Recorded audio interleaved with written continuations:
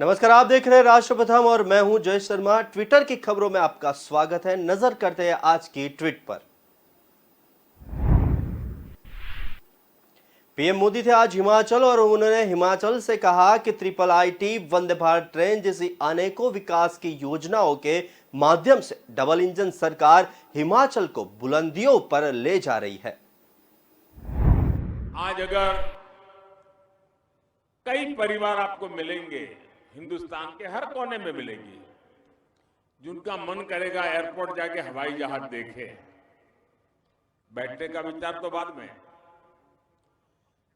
वैसे हिमाचल में पहाड़ों में रहने वाले लोगों के लिए अगर आप पूछोगे तो 2-2, 3-3, 4-4 पीढ़ियां जीवित जो होंगे, उन्होंने न कभी ट्रेन देखी होगी, न कभी ट्रेन के अंदर सवारी की होगी।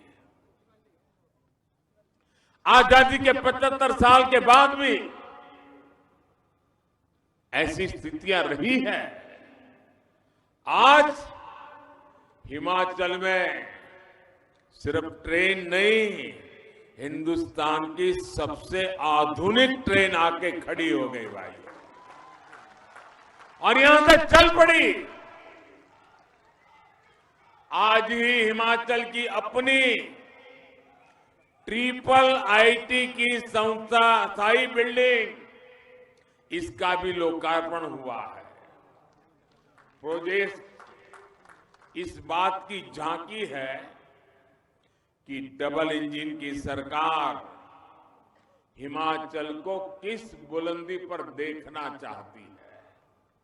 ये प्रोजेक्ट विशेष रूप से हिमाचल की नई पीढ़ी, युवा पीढ़ी के सपनों को नए पंख देने वाले हैं।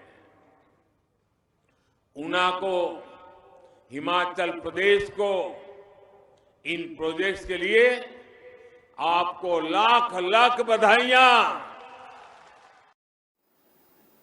जेपी नड्डा ने कहा कि एक समय था जब पॉलिटिक्स का मतलब होता था कमीशन, पॉलिटिक्स का मतलब होता था भ्रष्टाचार, अनाचार, कुर्सी से चिपकना, लोगों को धोखा देना, खुद मेवा खाना। मोदी जी ने इस संस्कृति को बदल डाला।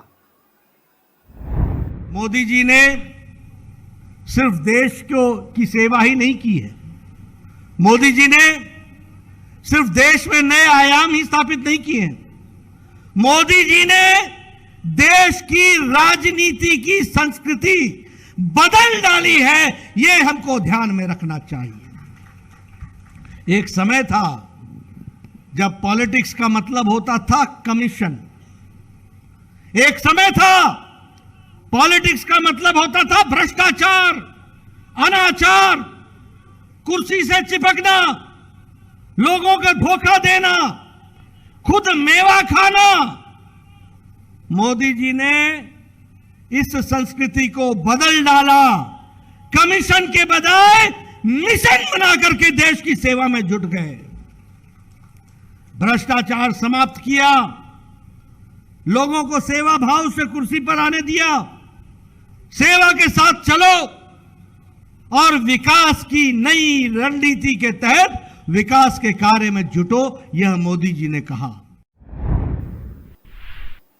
प्रधानमंत्री नरेंद्र मोदी ने कहा कि पहले की सरकारों ने देवभूमि की जनता की आंखों में सिर्फ धूल झोंकी, रत्ती भर भी काम नहीं किया। हिमाचल में रेल सेवा का विस्तार और उसको आधुनिक बनाने के लिए डबल इंजन सरकार लगातार काम कर रही है। साथियों, हिमाचल के आप सभी लोग गवाह हैं कि खेती हो या उद्योग, जब तक अच्छी कनेक्टिविटी नहीं होती तब तक विकास की रफ्तार तेज नहीं हो पाती। पहले की सरकारें कैसे काम करती थी, उसका एक उदाहरण हमारा Nangal dam Talwari rail line का है। इस रेल लाइन को 40 साल पहले, आप सोचिए, 40 साल पहले एक छोटी सी रेल लाइन को दिल्ली में बैठी हुई सरकार ने मोहर लगा दी, फाइल बना दी, सिग्नेचर कर लिए, और सामने चुनाव आते थे तो लोगों के आंखों पर धूल झोंक करके वोट भी बटोर लिए। 40 साल से ज्यादा समय हो गया जमीन पर एक रत्ती पर काम नहीं हुआ, लेकिन इतने वर्षों बाद अधूरा ही अधूरा छूट-फूट कुछ नजर आने लगा। केंद्र में हमारी सरकार बनने के बाद अब इस रेल लाइन का काम तेजी से चल रहा है। सोचिए, अगर ये काम पहले हो गया होता तो ऊना के लोगों को भी कितना लाभ होता। साथियों, हिमाचल में रेल सेवा के विस्तार और उसको आधुनिक बनाने के लिए डबल इंजन सरकार लगातार काम कर रही है। आज हिमाचल में 3 नई रेल परियोजनाओं पर काम चल रहा है। आज जब देश को made in India Vande Bharat ट्रेनों से जोड़ा जा रहा है, तब भी हिमाचल देश के अग्रणी राज्यों में है। वंदे भारत एक्सप्रेस, ये नैना देवी, ये चिंतपूर्णी, ये ज्वाला देवी, ये कांगड़ा देवी, ऐसी हमारी पवित्र स्थान, हमारे शक्तिपीठों के साथ साथ हमारा आनंदपुर साहब, यहां आना जाना भी बहुत आसान हो जाएगा। गौरव भाटिया ने ट्वीट करते हुए कहा कि चीफ इंफॉर्मेशन कमिश्नर की एक चिट्ठी है जो अरविंद केजरीवाल की भ्रष्टाचारी सरकार का कच्चा चिट्ठा खोल रही है। Chief information commissioner Shri Uday महूरकर जी की एक चिट्ठी है जो कि अरविंद केजरीवाल की भ्रष्टाचारी सरकार का कच्चा चिट्ठा खोल रही है। और क्यों यह मामला गंभीर है, मैं आपको बताता हूं। इसमें बिल्कुल स्पष्ट दिल्ली के एलजी को जो बातें कही गई हैं उसका सारांश में रख के इस प्रेस वार्ता को आगे बढ़ाऊंगा। आरटीआई एक्ट 2005 में आया और आरटीआई एक्ट का जो आत्मा थी वो ये थी कि जनता जो है वो जनार्दन है, उसे ये जानने का हक है कि कोई भी सरकार या पब्लिक बॉडी किस तरह से कार्य कर रही है, पारदर्शिता क्या है और चुनी हुई सरकारों की जवाबदेही तय होती है। ये जो पत्र है चीफ सेंट्रल इंफॉर्मेशन कमिश्नर का, इसमें बिल्कुल स्पष्ट लिखा हुआ है, एक एक मंत्रालय जो दिल्ली सरकार के तत्वाधान में कार्य कर रहा है, हम उजागर कर चुके हैं किस तरह से एक्साइज डिपार्टमेंट में एक्यूज नंबर 1 मनीष सिसोदिया घोटाला करते हैं। हमने दिखाया ट्रांसपोर्ट डिपार्टमेंट में जो लो फ्लोर बसेस आनी थी उसके टेंडर में घोटाला होता है। पीडब्ल्यूडी अगर बच्चों की पढ़ाई के लिए क्लासरूम बनाता है तो टॉयलेट को भी क्लासरूम में गिन लेता है। जनता जवाब मांगने जाती है और अरविंद केजरीवाल की सरकार की जिम्मेदारी है कि वो जवाब दे। वडाप्रधान नरेंद्र मोदी ने कहा कि अटकाना, लटकाना, भटकाना और भूल जाना ये हमारा रास्ता नहीं है। हम निर्णय करते हैं, संकल्प करते हैं, पूर्ति करते हैं और परिणाम भी लाकर दिखाते हैं। साथियों, हिमाचल के युवाओं का हमेशा से सपना रहा है कि उन्हें पढ़ने के लिए उच्च शिक्षा संस्थान हिमाचल में ही मिले। आपकी इस आकांक्षा का भी पहले से ही तरह ध्यान दिया गया है। हम पहले की तरह जो रिवाज रहे बदल रहे हैं। अटकना, लटकना, भटकना, भूल जाना, ये हमारा रास्ता नहीं है। हम निर्णय करते हैं, संकल्प करते हैं, पूर्ति करते हैं और परिणाम भी ला करके दिखाते हैं। आखिर क्या वजह थी कि हिमाचल के युवा लंबे समय तक उच्च शिक्षा के प्रतिष्ठित संस्थानों से वंचित रखे गए? क्यों मेडिकल, इंजीनियरिंग, बिजनेस मैनेजमेंट, यहां तक कि फार्मेसी तक की पढ़ाई के लिए यहां के युवाओं को पड़ोस के राज्यों में जाना पड़ता था। साथियों, पहले की सरकारों ने इस पर ध्यान इसलिए नहीं दिया क्योंकि वे हिमाचल को सामर्थ्य से नहीं, बल्कि उसकी संसद की सीटें कितनी है उस पर आंका करते थे। इसलिए हिमाचल को आईआईटी के लिए, ट्रिपल आईटी के लिए, आईआईएम के लिए, एम्स के लिए डबल इंजन की सरकार का इंतजार करना पड़ा।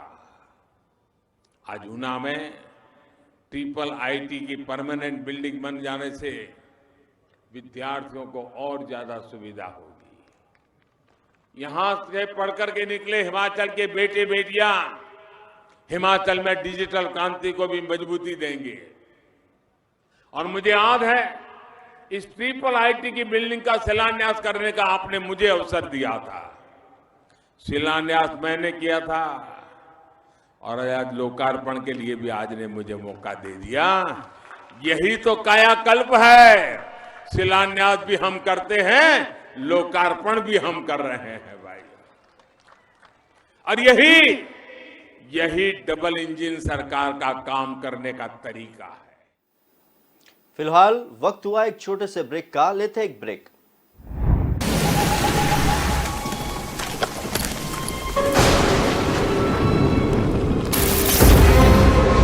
कोई है?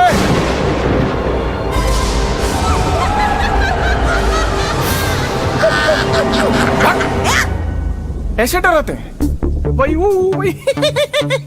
अरे लाइट्स ऑन ऑफ कौन करता है यार? कुछ नया करो, अनएक्सपेक्टेड करो, देखने में भी अच्छा लगेगा ना। एग्री। एक्सक्यूज मी, कुछ अनएक्सपेक्टेड देखना है? आपके Amazon शॉपिंग ऐप में है मिनी टीवी। यहाँ मिलेंगे अतरंगी शोज, वो भी free. Amazon mini TV, young जनता को यही मानता है ना, ये अद्भुत। रात के 2 बजे, दिन के 12 बज गए। Say goodbye to the 1950s की टेक्नोलॉजी वाले मेमोरी फोम मैट्रेस को। Meet India's first and only smart grid mattress. इसकी patented technology, their softness that relaxes your pressure points and firmness that supports your back. Memory foam है बकवास. The Sleep Company mattress is log on to the sleepcompany.in. Wonder मसालों की range है तैयार, जिन्हें है आपके ट्विस्ट का इंतजार। अमृतसरी छोले, मेरे वाले chole. Wonder masala.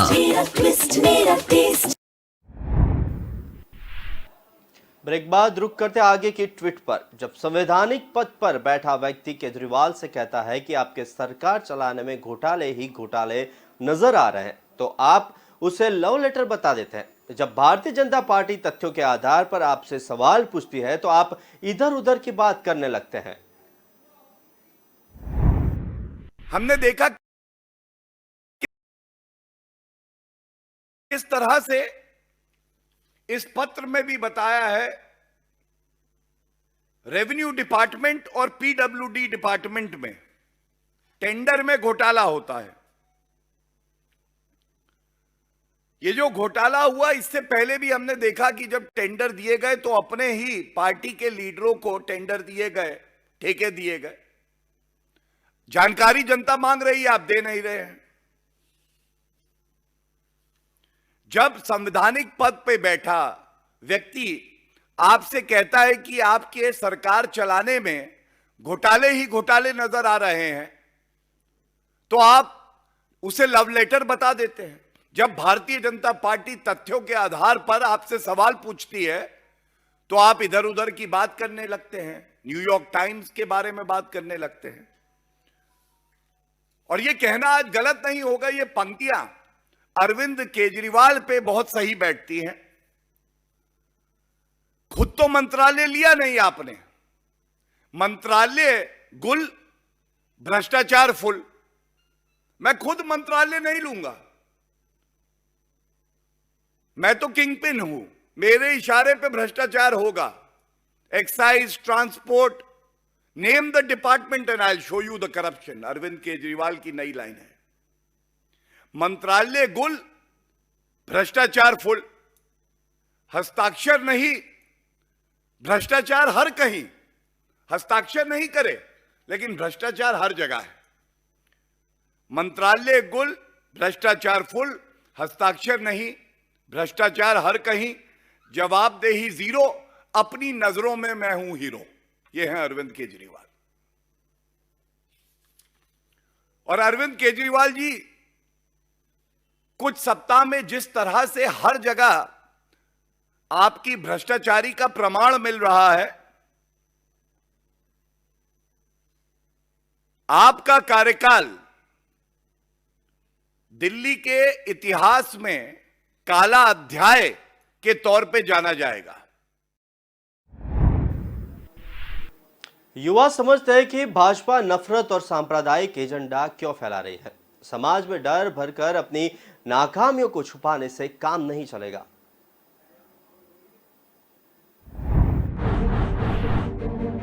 BJP spreading only lies. People right now want some change in our society and also in India. ये राहुल गांधी जी का यात्रा नहीं है, ये राहुल गांधी जी का तूफान निकला है। BJP people through their hatred speech and all they are spreading communalism. But youths have to know that this is all they are doing because of their own purpose, not the benefit of the youths or the state. Being a competitive examination aspirant, they are not getting enough job opportunities. I am a graduate. I have finished my engineering and still I am seeking for the job. That is the problem in this country right now. The economy for India is decreasing every day by day because of this inflation and all. Groceries and vegetables, everything, the price are a bit high. बेरोजगारी, महंगाई, इससे हिंदुस्तान के पूरे लोग भाजपा से तंग आ चुके हैं। He is walking 3,500 kilometers from Kanyakumari to Kashmir. That is not an easy task, brother. Definitely there will be change, I feel. ये बहुत जरूरी था। लोग ऐसा तंग आ गए थे, कहाँ जाना पता नहीं है, उनको ये पाथ नहीं मिल रहा था। इसके लिए हम लोग अभी जुड़ रहे हैं। राहुल गांधी जहाँ जहाँ जा रहे हैं, एक नदी बन के बह रहा है। The main purpose of this yatra is to unite India and to spread love among the peoples. I am very proud to join this yatra. This will be my historical day. जब तक ये बस दोनों पैर साथ देंगे, जब तक चलते। राघव चड्ढा ने कहा कि गुजरात में बच्चों के एग्जाम के पेपर फोड़कर ये कैसी गौरव यात्रा निकाल रही है बीजेपी। बीजेपी के नेताओं के बच्चे प्राइवेट स्कूल और यूनिवर्सिटी में पढ़े और ये आम आदमी के बच्चे की मेहनत पेपर फोड़कर मिट्टी में मिला दे। अब बीजेपी का एग्जाम आ रहा है, चुनाव में इनका भविष्य फोड़ना है। पे गौरव है जो ये गौरव यात्रा निकाली जा रही है। एक तरफ हमारे बच्चों के भविष्य को काल कोठरी में, अंधेरी काल कोठरी में बंद कर भाजपा वाले अपने बच्चों को बड़ी बड़ी प्राइवेट यूनिवर्सिटी में भेजते हैं। जितने भाजपा के मंत्री हैं, जितने भाजपा के नेता हैं, सबके बच्चे कोई फॉरेन यूनिवर्सिटी में पढ़ रहा है, कोई हिंदुस्तान की टॉप प्राइवेट यूनिवर्सिटी में पढ़ रहा है। लेकिन आपका बच्चा, आम घरों का, गरीब आदमी का, गरीब परिवार का बच्चा जो दिन रात मेहनत करता है, जो रात को 1 बजे 2 बजे तक पढ़ाई करता है, फिर 4 बजे उठ के फिर से किताब के पन्ने पलटकर पढ़ाई शुरू कर देता है, इस आस में कि मैं पढ़ूंगा, लिखूंगा, अच्छे नंबर लाऊंगा, अच्छी नौकरी पाऊंगा और अपने परिवार की गरीबी मिटाऊंगा। आज केवल एक बच्चे के भविष्य से नहीं, बल्कि 25,000 परिवारों के भविष्य से, सौराष्ट्र के 25,000 परिवारों के भविष्य से भाजपा ने खिलवाड़ किया है, उनकी किस्मत फोड़ी है। एक पेपर लीक होना मतलब बच्चों का 1 साल बर्बाद हो जाना है। मैं आज गुजरात के लोगों से अपील करना चाहता हूं कि इन्होंने आपके बच्चों के पेपर फोड़े, आपके बच्चों के एग्जाम फोड़े। अब इन नेताओं का, भाजपा के नेताओं का एग्जाम आने वाला है, जो 5 साल में एक बार आता है, चुनाव। इस चुनाव में अपने बच्चों के पेपर फोड़ने का बदला लेने के लिए भाजपा के नेताओं की किस्मत फोड़ने का काम आप लोग कीजिएगा। राघव चड्ढा ने कहा कि सौराष्ट्र यूनिवर्सिटी के 25,000 छात्रों के बीबीए, बीकॉम जैसे कोर्स का पेपर फूट गया। बीजेपी ने बच्चों की किस्मत फोड़ने का काम किया है। गुजरात की जनता पेपर फोड़ने का जवाब चुनाव में बीजेपी नेताओं की किस्मत फोड़ कर देगी। आप गवर्नमेंट बनने पर सख्त कानून लाएंगे। आज बीबीए, बीकॉम जैसे मामूली से आम कोर्सेज के भी पेपर फूटने लगे हैं। गुजरात के अंदर स्कूल और कॉलेज के साधारण से एग्जाम्स के भी पेपर फूटने लगे हैं। आज राजकोट में स्थित सौराष्ट्र यूनिवर्सिटी, जो एक जानी मानी यूनिवर्सिटी है गुजरात की, उस यूनिवर्सिटी का बीकॉम और बीबीए का पेपर, जिसमें 25,000 विद्यार्थियों ने, 25,000 स्टूडेंट्स ने हिस्सा लेना था, वो पेपर का जवाब लिखना था, आज वो बीकॉम बीबीए का पेपर फूट गया है, लीक हो गया है। गुजरात के अखबारों ने फ्रंट पेज पे, आज सुबह के अखबारों ने उस पेपर को छापा है। ये गुजरात की शिक्षा व्यवस्था है। मैं आज गुजरात के लोगों को कहना चाहता हूं कि ये पेपर नहीं फूटा, भाजपा ने पेपर नहीं फूटे, भाजपा ने आपके बच्चों की किस्मत फूटी है। आपके बच्चों की किस्मत फोड़ने का काम भारतीय जनता पार्टी ने किया है। पेपर फोड़ने का जवाब गुजरात की जनता को भाजपा के नेताओं की किस्मत फोड़कर देना होगा। अगर वो हमारे बच्चों के पेपर फोड़ेंगे तो हम भाजपा के नेताओं की किस्मत फोड़ेंगे। इससे कम से बात नहीं बनेगी। अभी इनका एग्जाम आने वाला है, इन नेताओं का। ये आपके बच्चों के एग्जाम खत्म कर रहे हैं ना, आपके बच्चों के एग्जाम बर्बाद कर रहे हैं, आपके बच्चों के एग्जाम फोड़ रहे हैं। अब इन नेताओं का जो 5 साल में एक बार एग्जाम होता है, वो आने वाला है, चुनाव। गुजरात 2022 विधानसभा चुनाव।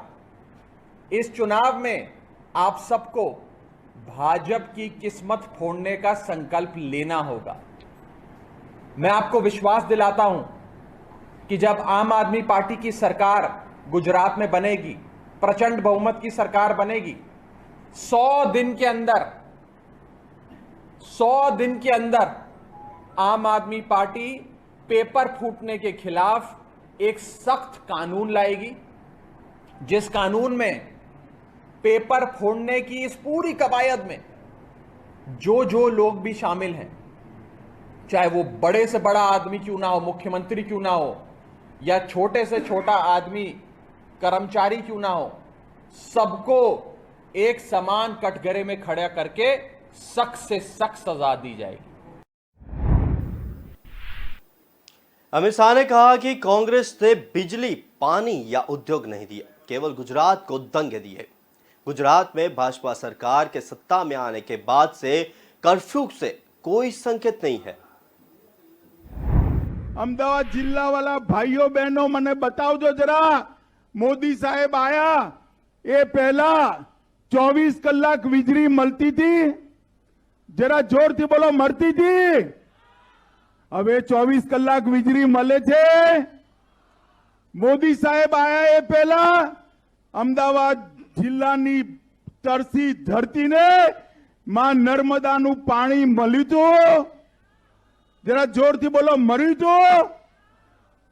મોદી સાહેબ આયા પહેલા આ સાણંદ અને સમગ્ર અમદાવાદ જિલ્લો અહીંથી લઈ વિરમગામ સુધી ઇન્ડસ્ટ્રીયલ રોકાણ આયા હતા, ઉદ્યોગો આયા હતા ભાઈ। આ કોંગ્રેસિયાઓએ ના વીજળી આપી, ના પાણી આપ્યું, ના ઉદ્યોગો આપ્યા તો રમખાણો આપ્યા હતા, રમખાણો આપ્યા હતા। મિત્રો, આ કોંગ્રેસિયાઓના શાસનની અંદર ગુજરાતમાં 300 દિવસમાં 200 દિવસ સુધી कर्फ्यू रे ए प्रकारनी व्यवस्था कांग्रेसियाओ जाते ज करता था, कारण के ए मानता था कि ज्यां सुधी जनतानी अंदर, प्रजानी अंदर અંદરના ખટરાગો ચાલુ રહે ત્યાં સુધી એમને કોઈ તકલીફ નથી. ભારતીય જનતા પાર્ટીની સરકાર આવી, નરેન્દ્ર મોદીજીની સરકાર આવી, આજે 20 વર્ષથી ગુજરાતમાં કર્ફ્યુનું નામો નિશાન નથી. મિત્રો, ગુજરાતમાં કર્फ्यूનું नामो निशान नहीं. अमित शाह ने आगे कहा कि मोदी जी के नेतृत्व में 20 साल में लोगों ने जो विश्वास रखा है उसके लिए यह यात्रा गुजरात के लोगों का गौरव और आभार है और भारतीय जनता पार्टी ने उस भरोसे को पूरा कर गुजरात को देश में पहले स्थान पर पहुंचाया है. गुजरात की जनता ने हर चुनाव में बीजेपी को जीत दिलाई है. 2022 में भारतीय जनता पार्टी एक बार फिर 2/3 बहुमत के साथ सरकार बनाएगी. मित्रों, अनेक प्रकारना कामो भारतीय जनता पार्टीनी सरकारे कर्या छे अने एटला माटे दरेक चूंटणी, चाहे कॉर्पोरेशननी होय, जिल्ला तालुकानी होय, चाहे विधानसभानी होय, चाहे लोकसभानी होय, दरेके दरेक चूंटणीनी अंदर गुजरातनी जनताए भारतीय जनता पार्टीने विजयनो हारमारा પહેરાઈ છે. અને મિત્રો, આજે આ બધા પત્રકારોની વચ્ચે હું કહીને જઉં છું, 2022માં ફરી એકવાર 2/3 બહુમતીથી વધારે બહુમતીથી ભારતીય જનતા પાર્ટીની સરકાર બનવાની છે. 2/3 બહુમતીથી. કારણ કે ગુજરાતની જનતાએ ભારતીય જનતા પાર્ટી પર ભરોસો પણ કર્યો છે અને ભારતીય જનતા પાર્ટીએ એ ભરોસાને सांगो पांग पार उतारवानुं काम कर्युं छे.